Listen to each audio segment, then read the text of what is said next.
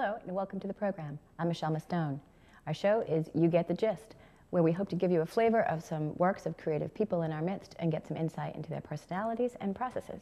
Tonight we have as our guest Endicott alum, Allison Funk. Welcome to the show, Allison. Thank you. Previously you've worked at Endicott. Yes. I just want to highlight one of your books here, Forms of Conversion. And this was written during your time at Endicott? Most of it was actually, yeah. And it was published about 4 years into my teaching here in 1986. And we should say it's poetry. You are a poet. Yes. You are also a professor. I am. Do you define yourself as a poet? If someone asked you what you do, would you say I'm a writer or I'm a poet, I'm a professor? What would your first response be? I would probably say I'm a teacher and a writer. Or maybe a writer and a teacher.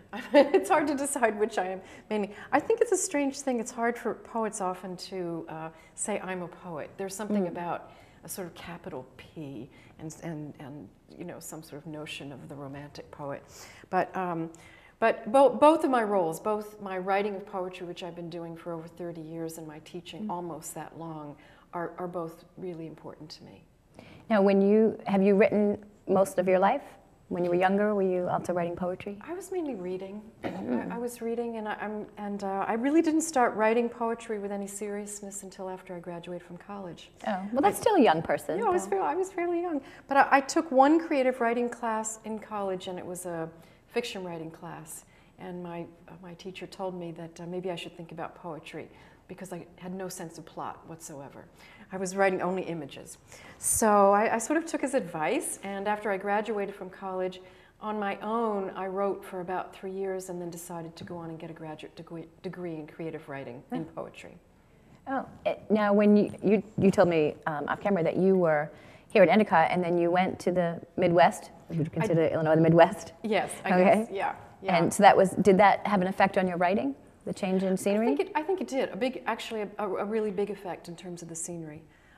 When I gave a reading today here at Endicott, I was talking about how the beauties of this part of the world are so dramatic, especially the sea. And going to the Midwest, you can't expect anything like the mountains of Vermont, New Hampshire, or the ocean in Beverly. And I had to really look for sort of subtleties, quiet moments in the landscape, and I think largely I discovered the prairie, which is just a really beautiful thing in Illinois. Now, was your writing quiet for a little while, and while you moved and settled in, or were you right through always writing just the minute that you got there? Well, I think I've continued to write. You know, I have certainly my teaching comes first. It's my job. But my writing, whenever I can, I do write. And so there have never been any long periods in which I'm not writing.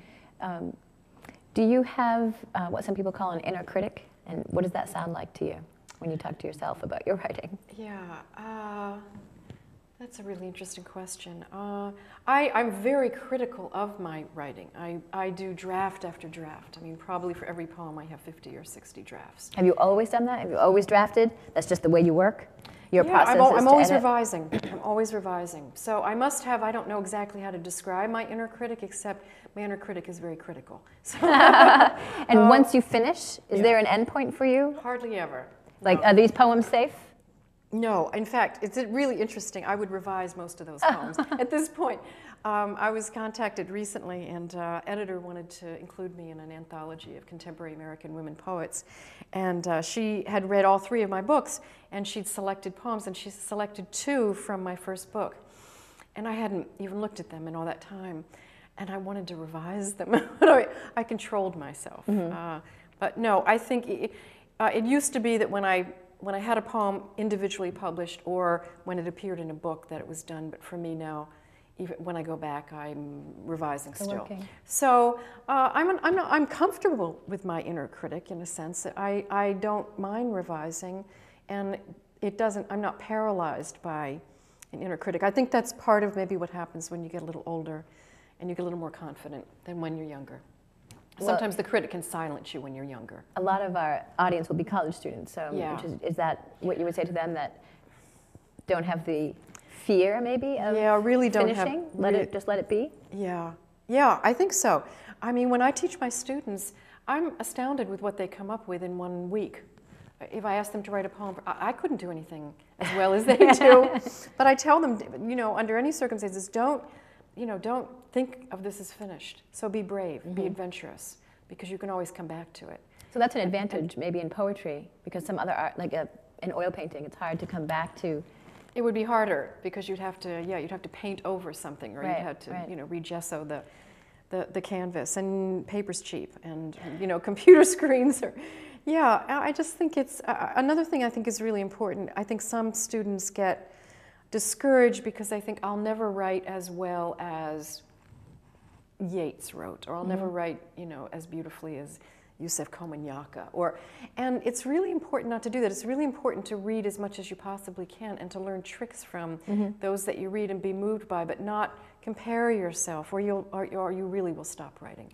Do you think there is good poetry and bad poetry? Because I personally, I think if it's a form of expression, a certain kind of art, any kind of art is personal expression. So how can that ever be bad? Well, I think it's always good as personal expression. I think there's, as is true for any art form, there are, the more you practice and the more you learn about music and images, and specifically with poetry, hopefully you become more able to use the elements of your art in a more artful, a more skillful way. I mean, I think we can say that painting is a form of personal expression too. So what's the difference between a Cézanne and a finger painting that a 5-year-old? Well, there is a difference. We know it's hard. It's very hard to talk about those. As personal expression, they're both very valuable. Any poem that my students write is valuable, but they can learn how to, be more powerful practitioners of the art. Over time, since you're a professor, I think I can ask you the question.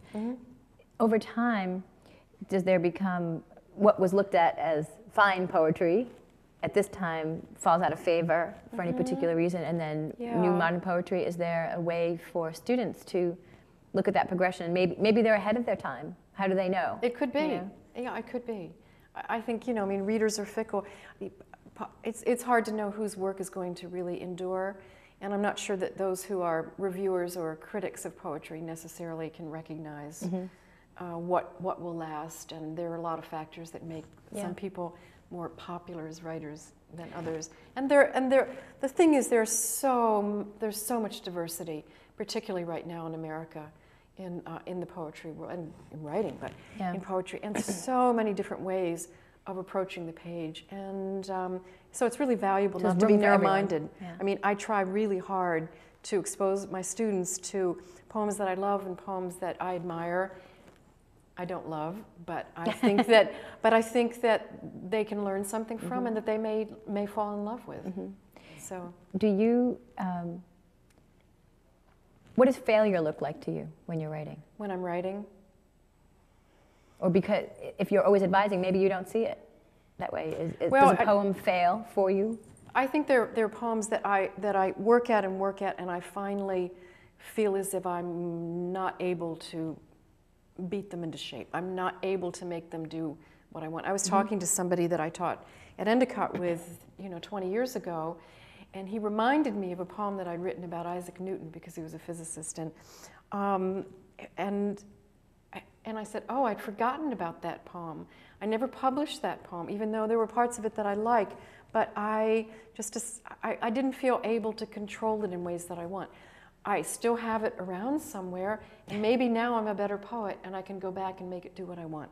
Does it bother you when you can't finish a poem? No, I assume that every poem is a step to the next poem, and I'm learning regardless.